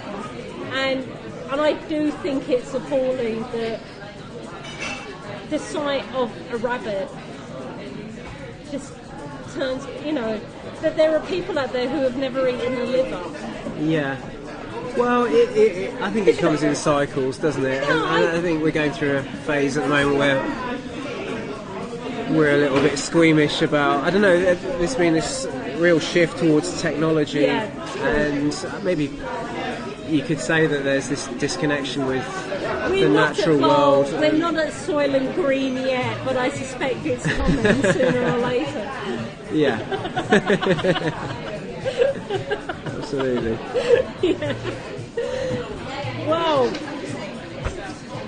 How do we get to that? That's a hell of a tangent, isn't it? It's okay, but this is what it's all about, honestly. I was going to say, though, about Avatar, just one of the ironies for me personally was that, like you say, I thought the whole design of the planet and the ecological aspect of it was a beautiful thing, and I really admired how he did that. There is one thing I will come back to after you finish. Oh, okay. The thing I came away with, though, because just going back to what I do, I'm so into technology and machines, I actually found myself enjoying the sequences that had all the technology in far more than the beautiful planet backdrop. Yeah. But, that's just me. I must admit, one of the things that I never completely realised about Avatar until I was reading a review of it, and suddenly I kind of went, oh my god, yes, is in a way how influenced by the deep sea journeys that Cameron himself has taken had on the whole look of Pandora. The fluorescent light, the fluorescence, iridescence and everything of it, which I thought was incredible.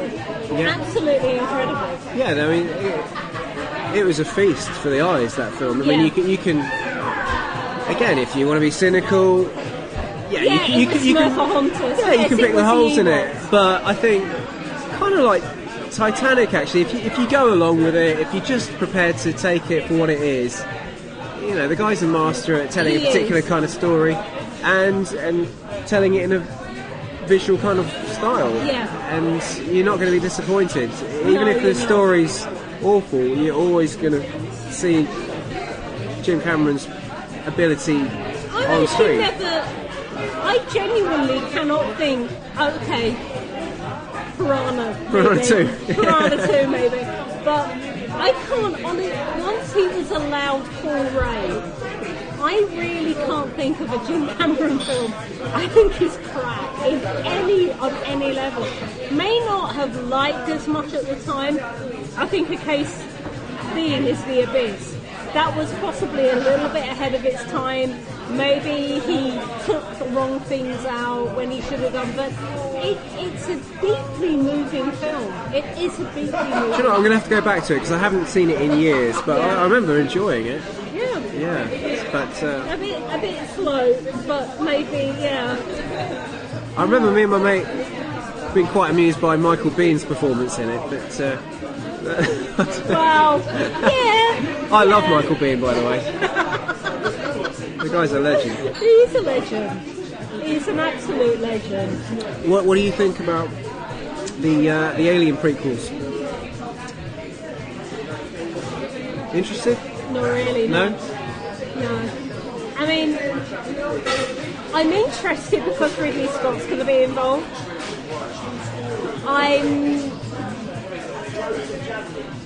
But there's part of me that kind of says, you know what, too much expectation, too much baggage. That's true. Everybody already's gone, all the internet fanboys have gone, oh my god, space jockey. And don't you think it'd be interesting to explore that backstory or that pre-story? Okay. It's as interesting as the first Star Wars film. I pretty much accepted, I mean, as far as I'm concerned, Star Wars Episode 1 to 3 are not what I consider my Star Wars. They are the younger generation of Star Wars, and I would never ever want to slag them off because, well, why should I? I mean, they weren't crap. I'm sorry, but they were not crap. And, but they're not mine. Tell that to Simon Pegg. Well, do you know what? Tell that to Simon Pegg and Harry Knowles and all the shit and all the other crap, all the other crap, because I'm sorry, George Lucas did not rape anybody's childhood. No. You came in with far too much expectation and Absolutely. baggage. I had that kick the shit out of me when in 1983 with Return of the Jedi. So as far as I'm concerned, everything, and really, for me, Jedi is the worst of the six. It will always be the worst of the six. As long really? Yes. That's interesting. Oh yeah. Okay. For me, it was wrapped up far too neatly. We had this wonderful adult picture that was The Empire Strikes Back, where nobody won. It was that's unique. Without doubt the best of the six. And then suddenly everything it just didn't work with Jedi. I don't know, but. The first three had to be better than Jedi. For me, they are better than Jedi. And that's the route I take. It's simple as that. With the prequels for Aliens, I kind of in the same frame, and almost in the same framework. The trick is how did we get to that deserted ship? Yeah. There's the trick. What happened to get there? How did the company find out about this life form? Absolutely. Yeah, and if they can get that story right. Yeah, exactly. Tell it in an intelligent way. I mean, it could be good. It's going to be interesting. It can't be any worse than Aliens versus Predators. No, that was underwhelming, wasn't it? Well, there were elements of the first one which I like the ideas. Some of the ideas were cool, and I've no doubt that Paul. Is there a W in there? Paul Anderson. You know that the script had been around for that, but absolutely. Yeah, I was dying to see that film. I remember, I got those Alien Predator comics, the Dark Horse graphic novels, when they came out in the early 90s. I was dying to see that film, and I know that Paul Anderson, likewise, was a fanboy trying to put that into, put his dream into effect, and it fell short. Some fanboys can do it, and some fanboys can't. Yeah, but Ridley Scott, generally very, very safe hands. Yeah, I mean the fact that he's involved and the attention to detail, the mere fact that he's going to go back to this is quite amazing in itself. I mean, the only thing that would, I suppose, have me sending absolutely going crackers almost in a way that Indiana Jones and the Kingdom of the Crystal Skull did. I fell asleep at the end of that. Well, what happened? Well, are you kidding? Are you kidding? I woke up at a particular point and thought, I don't know if I'm dreaming or if this is actually happening on screen. The Monday after it was all announced at Comic-Con, and they had the whole big thing at Comic-Con. Again, Paramount UK knows, I'm a huge big Harrison Ford fan, and what goes with that. They were calling me through the day to see how quickly it will be before I got choked up after constantly watching the footage of the panel. And, and the picture of, with Karen Allen. I mean, I was completely nonplussed about the whole thing until they officially announced Karen Allen as Marion Ravenwood. And then it was just sort of like, oh my God, She was. I would get very choked. Yeah, she was fantastic. It was good to see her again, but there were some dodgy accents. Dodgy accents again, absolutely, and Shia LaBeouf. I mean, earlier that year, Empire had run a competition for how would you do this indie film. And unbeknownst to me, not being a gamer, I'd actually kind of hit on the idea of one of the Indiana Jones computer games, which was a real shame. Right. But I think it was still a very valid idea. Excalibur. I mean, my whole premise was that it was a protege from one of Indy's classes. Indy had retired, he'd become the curator of the museum and whatever. He didn't do the field work anymore. And one of his pupils had kind of filled in, had taken over that role, everything, and suddenly got themselves into this huge big pile of shit because he'd found Excalibur. It's good. It's not bad. It's good. And Nathan Fillion could have been the protege. Oh. How fantastic would that have been? Have you got his number? No. Yeah. Put him onto that idea. I mean, to me that would have been perfect. But by then, of course, we knew it wasn't. But, well, I mean, I love the way they handled the reveal of who Mutt was. I really did quite enjoy that it was done in a very matter-of-fact way. There was no big, histrionics about it. It was really, really good. But crappy CGI. Yeah. That was... A few nice sequences. I quite like the... the monkey swinging thing, that just sort of like, what? And after loving Young Indy so much, I remember before I saw this saying, if that man does not end with an eye patch and a scar down his face, I am going to be so fucking pissed off. And by the end of it, I didn't really care. Well, no. At least you managed to stay awake, which is more than I managed. But I've got to be honest with you, considering the time it was set in, I think Lucas picked the right storyline for that time setting because it was very much the whole alien, Roswell thing was a nice idea. I don't know if somehow it didn't seem to fit within the indie universe. No, it seems like the wrong... Because, again, I kind of said at the time how amazing it was that Spielberg managed to actually end almost 5 films in one. And I remember it was E.T. and Close Encounters and Stargate, and I can't remember what else I was saying. I mean, it was just kind of like, oh, yeah. He did roll a lot in there, didn't he? I mean, he kind of got us so much in there that was unbelievable. But you got to have Nazis. You got to have Nazis for a good indie film. Well, no. No? No. Did you like I like the middle idea one? of the Russians, and I didn't mind Kate Blanchett. I really didn't mind the overall sort of timing, the setting. I mean, the open sequence with the atomic bomb testing, I thought was fantastic. That was a really cool sequence. I like that. It was fantastic. And I mean, again, I think once they decided on the time period for this film, I think they did the best they were really going to get, because again, if you'd have watched the Young Indiana Jones wraparound that Harrison Ford did, which was Indiana Jones and the Mystery of the Blues, that was set in the 50s as well. Okay. And it was all kind of like about the Anasazi Indians, and that was just sort of like, what the fuck? Because it doesn't mean anything to any of us, but atomic bomb testing, the alien thing, you know, the alien threat, the communist threat to America, all tying that in, it just kind of worked on a bigger package than I think people kind of realise. I'm going to have to go back and watch it again.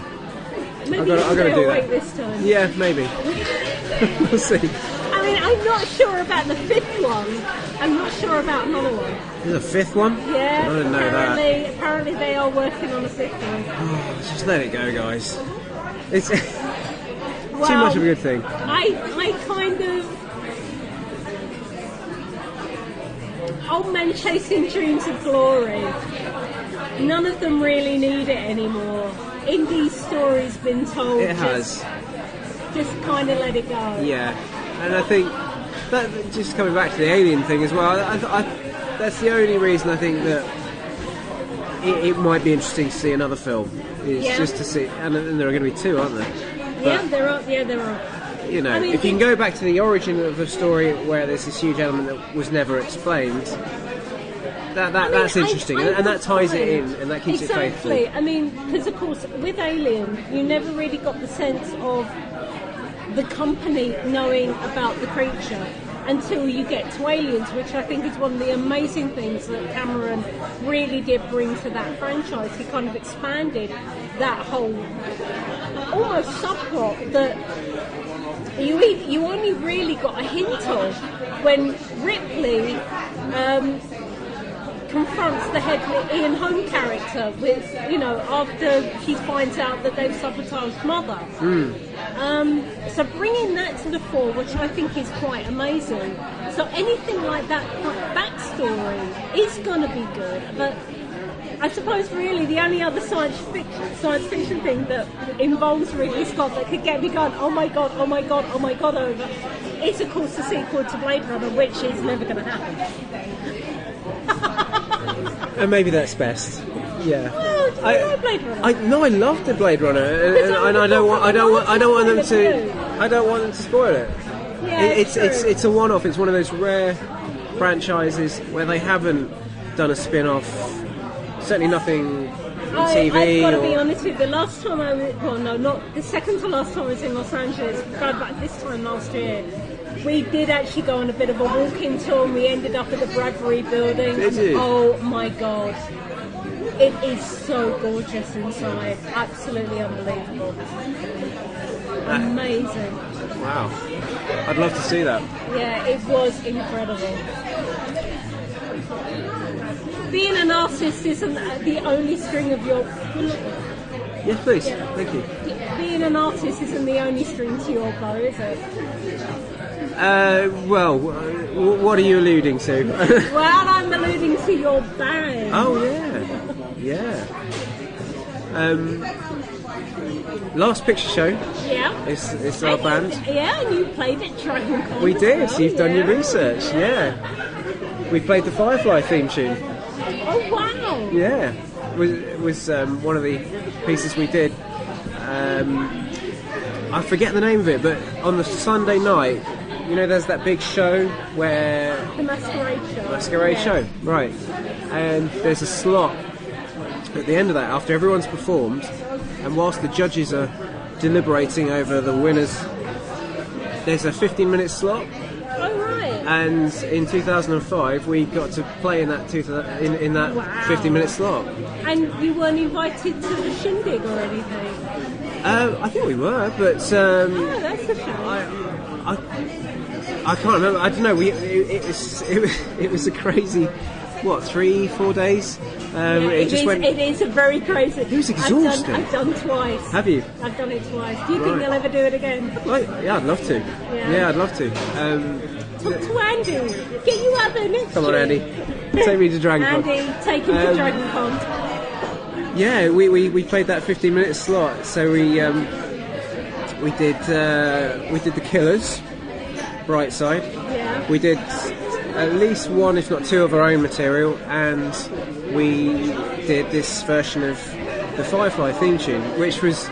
So this is when I say we, this was me and Matt Robinson, who is my bandmate and partner in crime in general, best mate, bandmate, ex-housemate. We're divorced now, but 7 very happy years. Oh, I'm sorry to hear that. I hope it was amicable. Very, very, no. And we're now 3. We've got Gaz, who is our drummer. Yeah. But at the time, it was just the 2 of us, and we performed the Firefly theme tune and 3 other tracks to.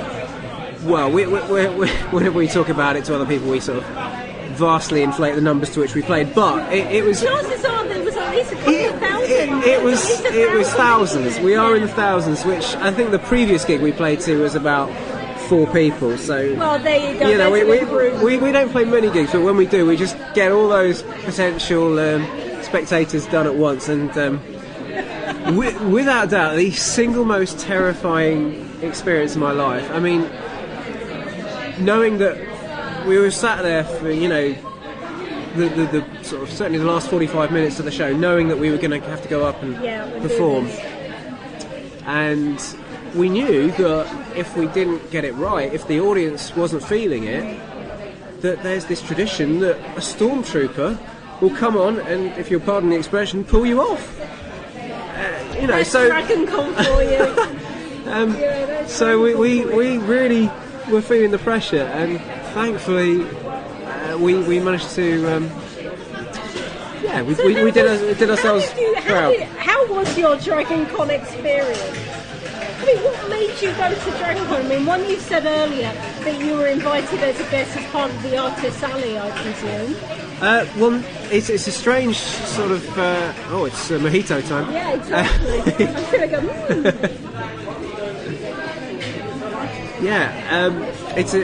I'm going to try and cut a long story short, but Matt was what are we on now? 11? I don't know. I think we're nearly at an hour and a half. Closing time. Matt. Well, it's the 3rd glass of wine. It's the 3rd beer. Cheers. Yeah. Matt, as I say, has been my sort of best mate since school. Yeah.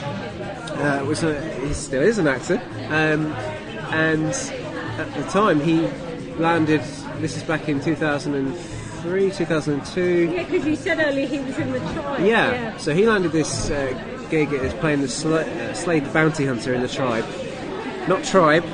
Not to be confused with the BBC One program starring Bruce. Now hold on a moment. Suddenly it's just occurred to me: The Tribe, starring Jewel State. Was Jewel State in the Tribe? Canadian, a small budget film production? New Zealand.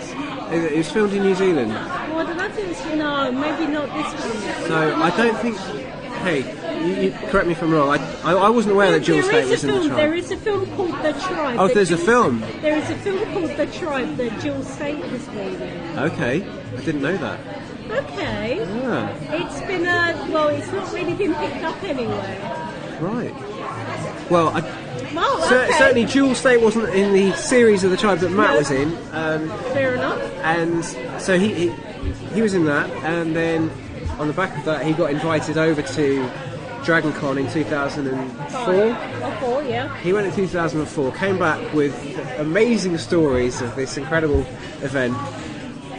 And it genuinely is. It is. It has to be seen to be believed. I still believe that there is a film that should be made about that event, because you have to experience it to believe it. Personally, I believe there is a soap opera that should just be called Fans. That's a great idea too. Absolutely. So while Matt was in Atlanta in 2004, he was actually given the platform to perform some of our songs. Yeah. So he just played them on a piano on his own to a very... That's a very dangerous white line. You enjoying that? Yeah, a little bit too much. Well, keep them coming. So yeah, he performed at 2004 Dragon Con, and off the back of that got invited back, and Matt said, well, can I bring my bandmate? And they said yes.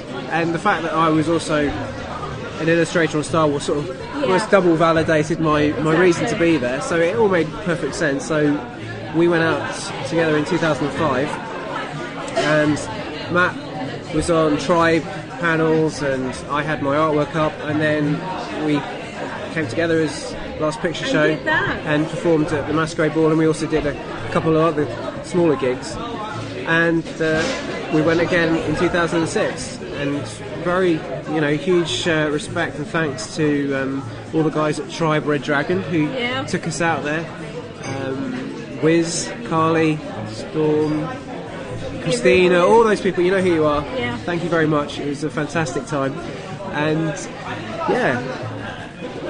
love to go back sometime. I tell you what, I've done the last 2 years at Dragon Con, and it is one of the most amazing conventions I've ever been to in my life. I really did enjoy it so much. It's extraordinary, isn't it? It's incredible. As a Brit, already it's amazing to go to a part of of America where nobody looks twice at you if you're ordering, beer. That in itself is incredible. So like, the larger the mojito, the better. So like, oh yes, that kind of thing. It is amazing. And the best thing of all is I loved this year as much as last year. And I've already, my heart is saying, well, my head is saying, you've got to be kidding. You cannot afford to go a third year running. But my heart, I've already booked it. Have you? And you know Hyatt or Marriott? Oh, you don't know? In there. Really? Can't get in Fully there. booked? All sold out Already? In fact, everywhere I've looked at, the only place I could actually get into was the Marriott downtown in Spring Street. Everywhere else, there could be some, like 4 of us, and the Renaissance Inn chain, they do these like suites where you have 2-bedroom suites. All gone, including as far out as the Art Centre. Right. Which is where I stayed the first time I went. Yeah. Can't get in there for love or money. Wow. I'm really hoping that there are people who start giving up their rooms so we can stay at the Renaissance Inn in Peachtree. But seriously, it's completely, the whole thing is booked out. Did you see the parade on Saturday morning? We were in the parade. Oh, you were in the parade as well? Oh, fantastic. It was extraordinary. Yeah, we were on a float. Again, I felt like a bit of an imposter, frankly. Because, I'm on the Tribe float, and, people are saying, oh, there's Slade, and there's Mega, and forgive me, I can't remember some other Tribe character names, and then, who's that guy? What's he doing there? But again, it is one of the most amazing cons I've ever been to, and it's that sheer joy. Everybody is there to have fun. Yeah. And some of the friends over here that I've tried to talk into thinking about coming, you show them how much is on, and you can see them going white, which is the amazing thing about it. But, I mean, we're trying to get more and more and more Brits to come out to make it the US convention of choice. Yeah. Well, I mean, it sounds like it's. Because the next step up is Comic-Con. Which is, it's funny. I say the next step up, but in terms of scale, I'm talking size. about. I mean, Comic-Con is at least 3 or 4 times the size. I mean, it's vast, isn't it? My roommate this year's convention, had actually done Comic-Con, and we were talking about this on and off throughout the whole weekend, and we kind of came to the conclusion that with Comic-Con, you're being sold to. Because it's now being taken over by the studios and the TV networks, you're constantly being sold a product. With Dragon Con, it still manages to retain that fan-run element, however questionable the fan-run element can honestly be, and however much separated the organising committee wants to be from the differing streams, but there's still that element there that hasn't quite lost. That it is for fans by fans. Absolutely. And I absolutely love that. Yeah. I absolutely love that. I mean, the first year I went, which was 2009, and didn't really do. I only remember doing one panel. This year, at least, I managed to do about 3 or 4, and I was really quite happy about that. Except missing one, which I'm really pissed off. I'm still pissed off at myself. What did you miss? Eureka. They did one straight Eureka panel. They did other Eureka panels, but they were crossovers with the Warehouse 13. And I'd not seen that hadn't aired over here yet, so I didn't want to do it. And I'd had my little Excel spreadsheet, I had everything. Oh, you're serious? And oh god, yeah, you've got to plan this like a military operation. And I missed it. I'm so upset that I missed it. I would love to have seen that panel. Life is full of regrets. I could have seen Jeff Buckley at Reading. I could have seen Jeff Buckley at Reading Festival 1995, but I didn't. I walked away. I didn't know who he was. What can you do? Well, what can I say? My present boss, he had the opportunity to meet the entire Serenity Firefly cast in 2005. Passed it up? He passed it up, and then I bought him the box set. When I found out he liked Serenity, I bought him the Firefly box set. His first Christmas in the job. And he tells me after Christmas he and his wife got halfway through out of gas and they had to turn it off. And he said, the reason why it suddenly occurred to me, I passed up having the chance to meet these people in 2005. It was too painful. And now I wish I had. So he didn't actually finish the series? Oh, he's finished the series. Oh, he did? Okay, but he had to stop at the time. Stop at it at that point. Right. At that time. Just to go off and weep. Just suddenly realising what he passed up. Wow. So who was there in 2009 from the Firefly world? It's a question. I can't remember. I didn't go to any of the panels. Right, okay. I don't think there was really I don't think there was really anybody. I don't think they managed to get anybody. Last year they got Morena, they got Mark Shepherd, they got Sean Mark, they got Jill. Yeah, I think they got Jill State along as well. Where's that before? Okay. But of course, 2008 would have been the year they had Nathan Fillion, they had Alan Tudyk, they had Morena, they had Jewel. Yeah. The lineup. Wow. Yeah, I got to meet Jewel and Marina Brackman. I mean, have you ever done any of the UK Firefly? I haven't. No. That's a shame. And I really want to. When is? I haven't done my research. Have they all gone? They've kind of now gone. I did actually. I sent an email to the company that's running one, and I never got an email back. So. To who? The company that was running one of the Firefly. Yeah, Star Fury. Yeah. I think it was Star Fury. But yeah, no. I mean, if they're happening next year, I should get myself there. I mean, on one hand, there's not enough people now to make a full Firefly convention, unless of course somebody can suddenly announce Nathan Fillion coming over. Then I think a few people have come out of the woodwork. Right. Well. Nathan Fillion, Alan Tudyk, Adam Baldwin.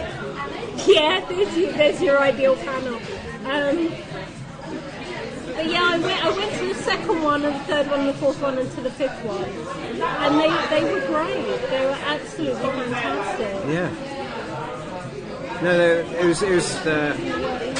was great to meet those guys. Yeah. I'm so pleased you did. Got a lovely photo of you and Jewel. Jewel, the lovely Jewel. Oh, the lovely Jewel. The lovely Marina. Yes, no, it was a really cool Alan and Jewel were Dragon over here Con. about a couple of weeks ago. They did Halloween. I mean, often you'll find them more as part of a bigger convention. I mean, again, you want to talk Andy,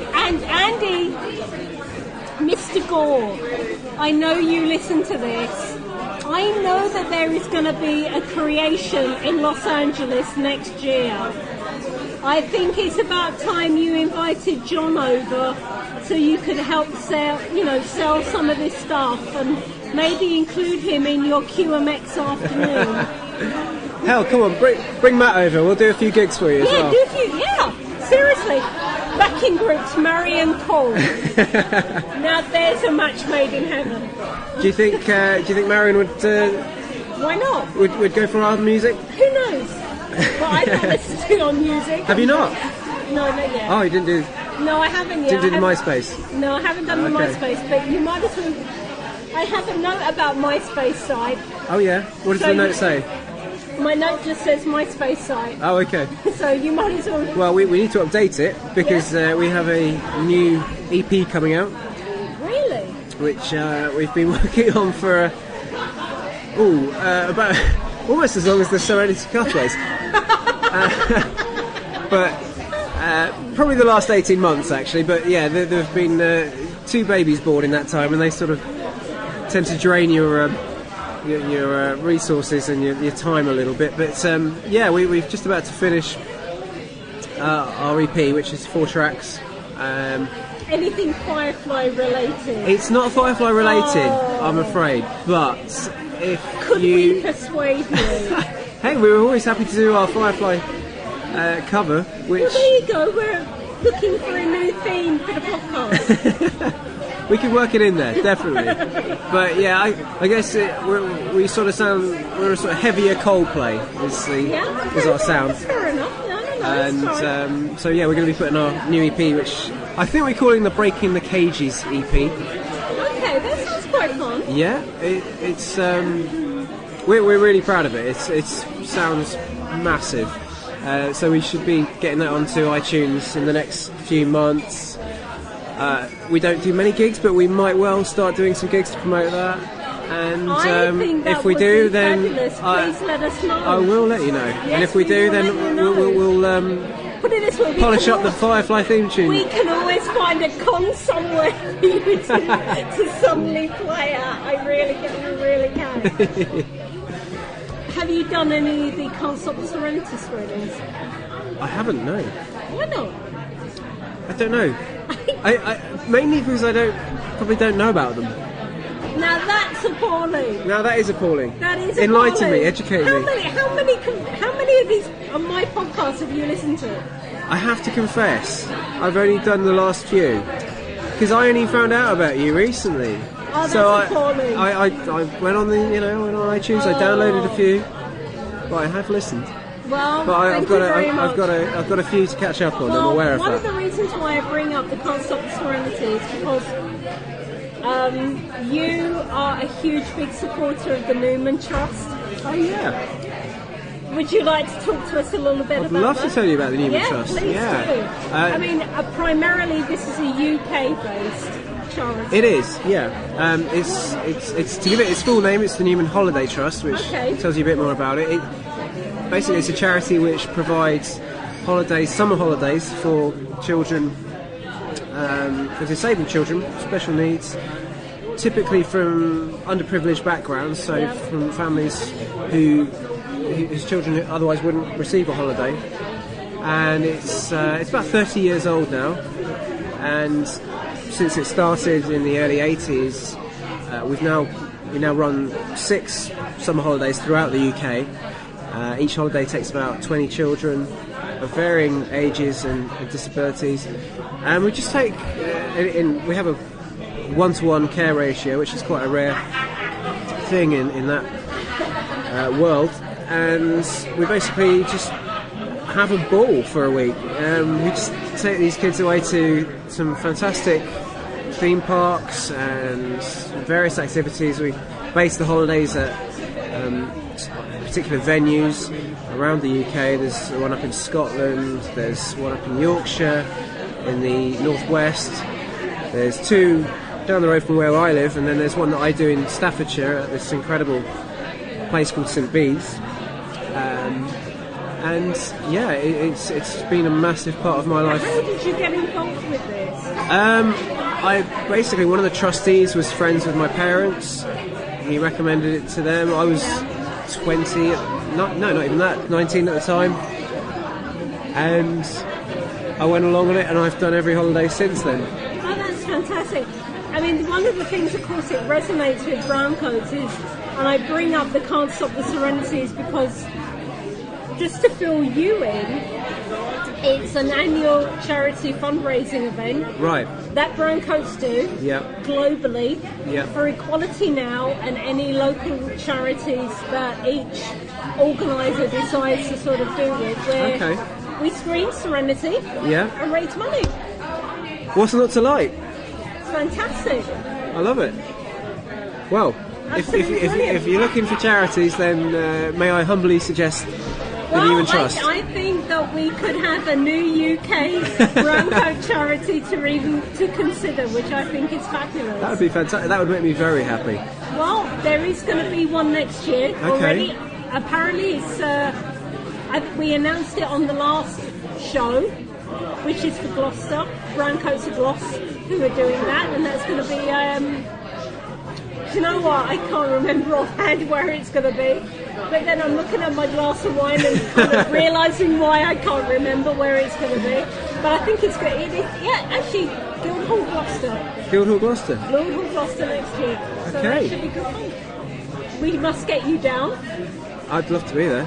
We should... I think we should get the Last Picture Show played.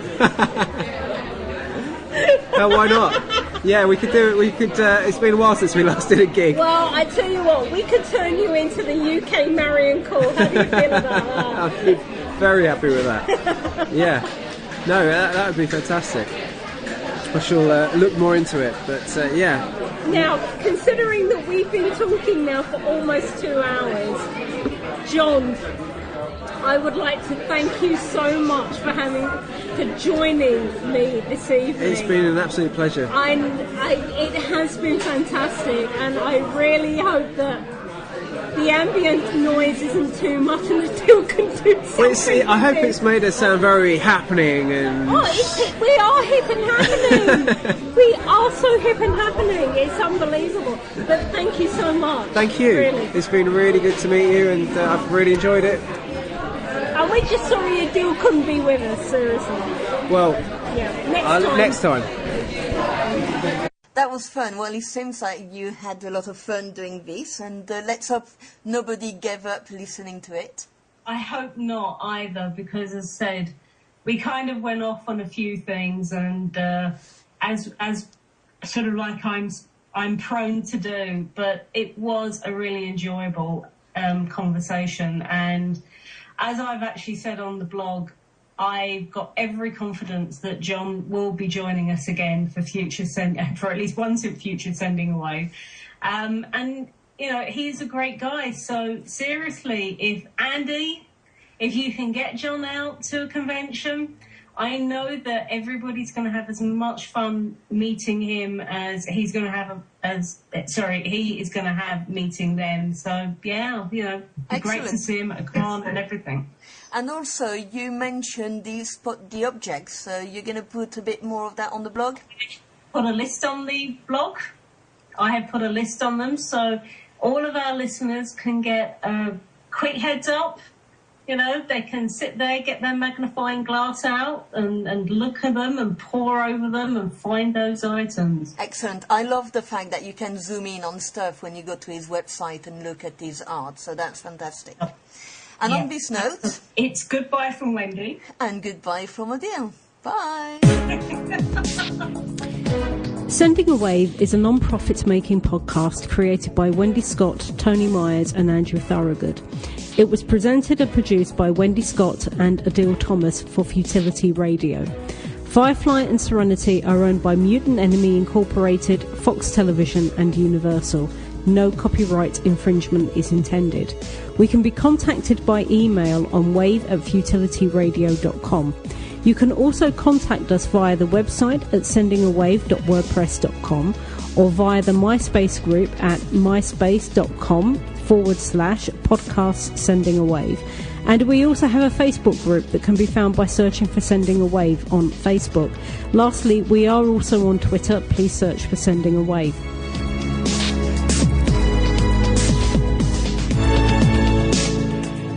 This show was produced by Futility Radio. Produced by Futility Radio. Produced by Futility Radio. Produced by Futility Radio. Produced by Futility Radio. Produced by Futility Radio. Produced by Futility Radio. Produced by Futility Radio. Produced by Futility Radio. Produced by Futility Radio. Produced by Futility Radio. Produced by Futility Radio. Produced by Futility Radio.